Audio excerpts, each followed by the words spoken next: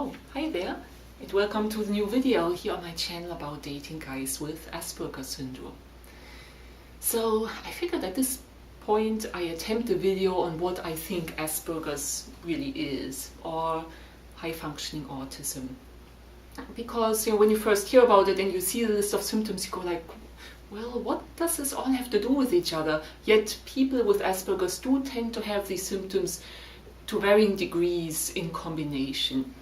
There's that lack of social-emotional reciprocity, where they have trouble putting themselves into other people's shoes, maybe even carrying on a conversation spontaneously, but they have above average language skills, typically are typically highly intelligent. They have these special interests that they get into, and then you have like sensitivity to light and sounds, and then problems often with executive function, which is like being organized in everyday life, whereas they're super organized when it comes to their favorite subjects and remember every detail, all stuff like this. So I've been trying to explain this to myself, just from my close personal relationships with people with Asperger's, what my experiences were there, and been reading a lot of scientific literature, etc. And yeah, the way I would explain it to myself is, it is a neurological condition that affects how people experience the world. And and it affects especially a special part of the brain that does a lot of filtering and processing for us neurotypicals in everyday life. Like, let's say you go to a party and you talk with somebody, there might be a lot of noise in the background and a ceiling fan and music, but you have no trouble focusing on that one person and carrying on a conversation. You don't really hear the other things, because your brain just takes all that out, or it filters it down to where you can focus on one thing. And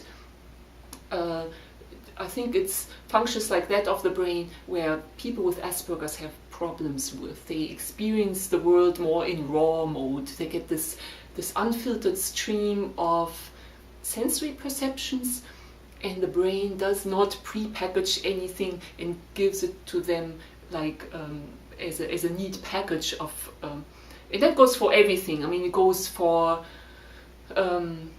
filtering out noise in a situation like that, but it also goes with if this person is intently listening or positive towards me, I don't have to think about that or consciously read their body language. The brain does it all for me, and I get this feeling of, yes, this person likes me, likes the story I'm telling, wants to listen, or maybe even, okay, that person's flirting with me, or they're bored and they want to get away. I don't have to consciously think or read their body language. The brain does that filtering and pre-processing for me, and I just get the sensation that the other person feels this or that. So people with Asperger's tend to have these problems too, that they only capture a small percentage of the emotional context of a situation, and they have to do it often very consciously, read body language. If they don't do it, they miss that part too. So they experience the world very raw, and I would compare that with like iPhone, which now has like portrait mode, and people love it because you take a picture and it makes the person look so good, or it makes the photo look so great of a person. And the way it works is it blurs the background, so the eye or the brain doesn't have to do the split-second effort of filtering, okay, who's the main person in the picture, and how do they fit into the context, but the iPhone does it for you. It blurs the background. And on the other hand, there are professional photographers that shoot in RAW mode, which is basically where nothing is compressed or pre-processed. All information comes in through the lens and is captured to a file, and then you can do a lot more with it. You can interpret it in different ways. You can light up different parts of the picture, or even like sharpen some areas after the fact and blur others. So that would be more the way a person with Asperger's would see the world. They get this raw stream of tons and tons of information, and then they have to figure it out with their brain, where us neurotypicals can often go in autopilot. You know, we have a conversation and it's not much effort because our brain tells us a lot about what the other person feels, what the vibe is, you know, even what to say next. Okay, we're talking about a subject, and then, you know, the emotional context comes to us, and we build on that. And yeah, a person with Asperger's has to really make up for that different wiring, and I think the amygdala is affected. I mean, it's a neurological condition, and has a strong genetic component, so it tends to run in families. Yeah, so people with Asperger's have to work around their brain being wired differently. And it doesn't have just disadvantages, of course. I mean, it's a huge disadvantage having to put in a lot of conscious intellectual effort every second of your social interactions. And then especially if you don't do it and you miss a whole lot, I can see, I mean, that makes obviously interaction with other people really, really difficult. But on the other hand, you know, people with Asperger's do tend to be absolutely fantastic when it comes to recognizing patterns in systems. And very often their special hobbies are somewhat about collecting things, organizing things, recognizing systems, even like things like computer programming, where it's really you figure out a situation just through analysis and intellectual effort, which is what they do basically every second of their waking day. So that combines these things, and also the sensitivity to light and sound, because imagine as a neurotypical, if you take a math test or something where you have to think really, really hard, how annoying it then gets if there is a lot of distracting noise, smells, sounds, etc. So the way to understand people with Asperger's, it really helps realizing how hard they have to think and work, even in social situations that you know, to neurotypical people are just relaxing and without much effort. So that's a very important first part, that the brain doesn't do quite the same level of filtering and pre-processing in people with Asperger's. But I think there's a deeper and even more important level to that, which is that, you know, for neurotypicals, you know, almost everything, every word, and even people themselves, they are sort of emotional concepts, and they have a rich context that we build from earliest childhood. And people with Asperger's, due to that they're slower of, you know, picking up context like that, you know, they don't build, or they don't get the same emotional associations. And you know, the way I mean that is, you know, let's take any phrase like, okay, I'm a proud Marine serving in the United States military. As a neurotypical person, you know, you almost every word is like proud. You know, you feel almost the emotion, even if it's just for this tiny split second or not even consciously.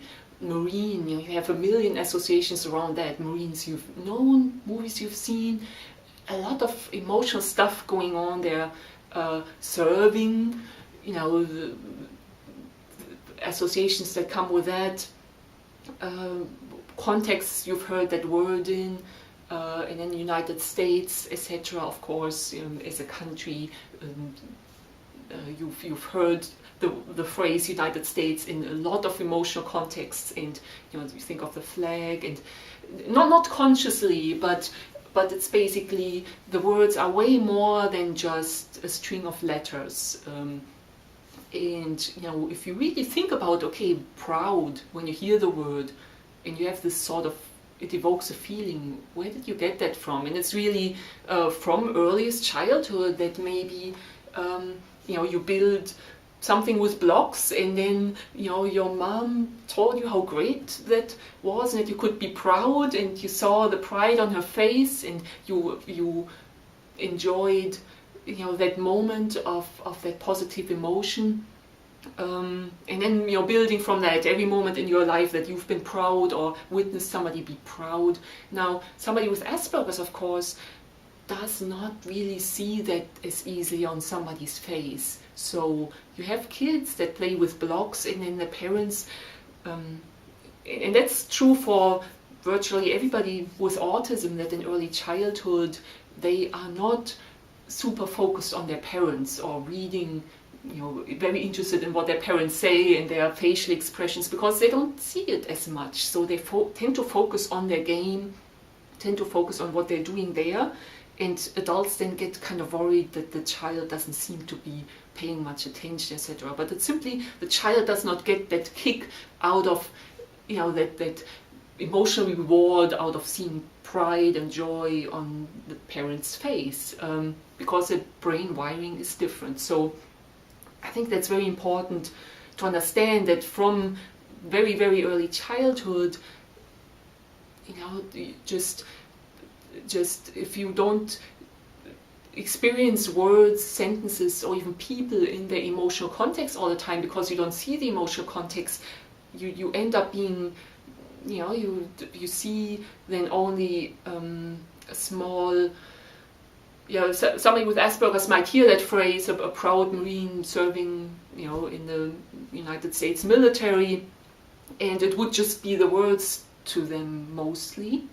They would not have many emotional associations. Or if I say, I'm going to a corporate Christmas party at a fancy Italian restaurant, they hear that, and then they might just wonder, okay, which restaurant in town?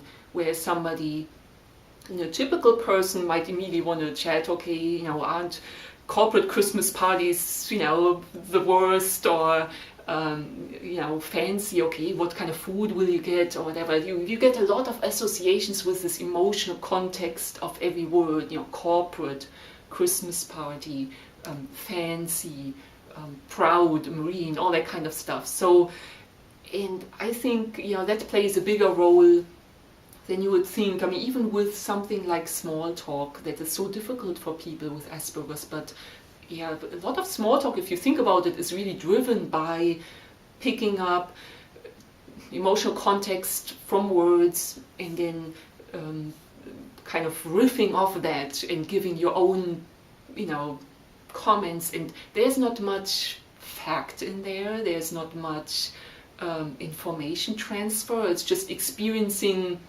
situations and emotions together, and for somebody who does not pick up emotional context easily, that must be very difficult. So, and then of course the most complex emotional concept are people themselves, because if you talk about like your Uncle Harry, then when you hear Uncle Harry, and you get all these memories, emotions, what you think he's like. I mean, you don't see the fact of the person, you see kind of the image that you have of him in your mind is built through emotional context. So I think that's very important, and here's where relationships come in. As somebody who has dated people with Asperger's, is that very often after weeks or months you get the feeling this person doesn't even know me. And I think that is due to the fact that with a neurotypical person, if you get to know each other, you build this rich emotional context of the other person, and then you apply it all the time. If he or she does something that happens that every now and then, and that she does quite often, you comment on that, maybe joke around it. Even joking and flirting is so much around emotional context of what people do. So if you mostly see the facts, if you mostly see the words as just strings of letters that applied to a very specific general thing, then you see the world more matter-of-factly, and you will make less associations. You will be less able to do small talk. You will have less of an emotional experience in every step of the way. And again, I don't want to talk in absolutes, because of course people with Asperger's do pick up emotional context, and they get a lot better at it over time, the older they get. And again, it's different levels how much somebody is affected. It's not a gene that's either turned on or off, and I think it's a whole host of genes, and scientists are still figuring out what plays into it. But so you have people who might only get 10% of an emotional context of a situation, or 50 or 80%. But of course, really not ever zero. Somebody who's severely autistic might get 0% of emotional context or connection with somebody, even if that person is looking at them, talking to them. There is just, I think people with severe autism, when you watch them, you can sense that maybe there's the will to make a connection, but there is a complete inability to feel a connection, build a connection, sense other people, at least to a large degree. So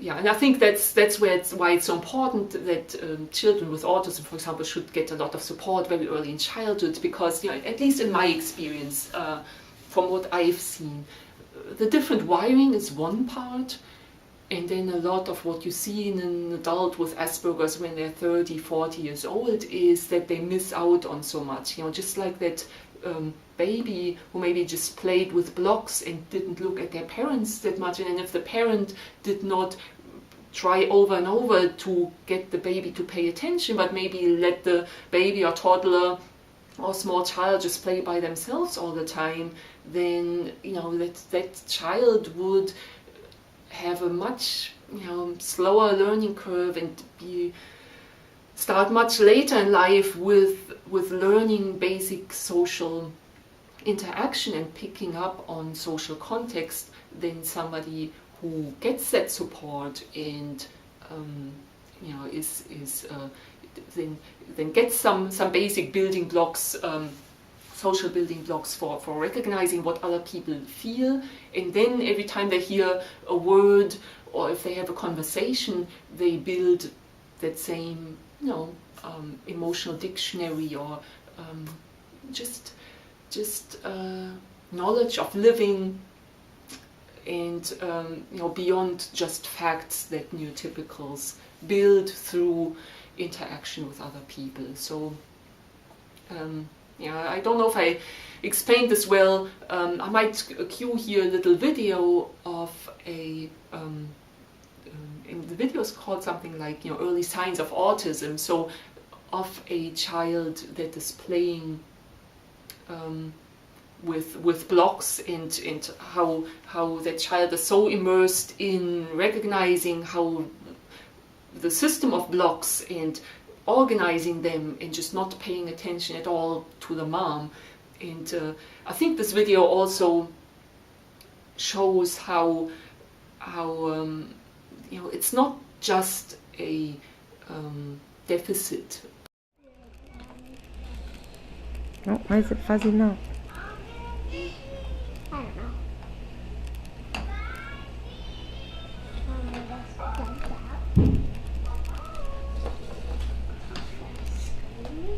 Cool, Remy.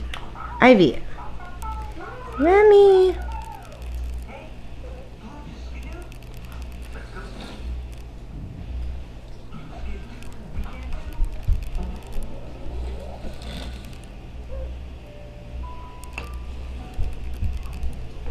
Remy, what are you doing? Ivy, don't walk past here again. Hey, blacks? Remy. You got red and green and yellow and blue blocks.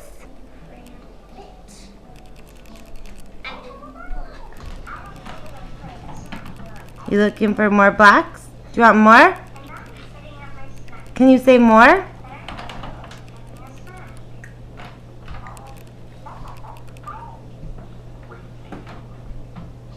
You want more blocks?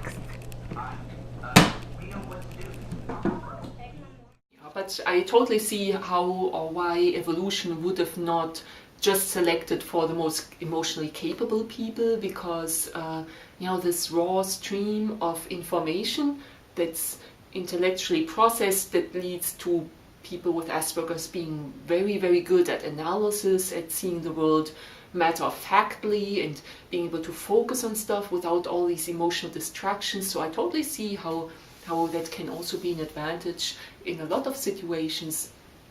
And that probably most scientists and inventors throughout history had a touch of autism. So but it's a huge drawback when it comes to making small talk with other people, or trying to intuitively make a connection with somebody. So all right, and with this I'm going to wrap it up here. Obviously a huge topic, and I'll probably make another video at some point about things that I've forgotten, but just wanted to share this. I hope it was of interest or helpful to somebody out there. Again, I think everybody can have a different opinion, and again, people are affected in very different ways because a lot of different genes go into autism, and then on top of that you have very different levels of how much support people get, and then their environments that they grow up in.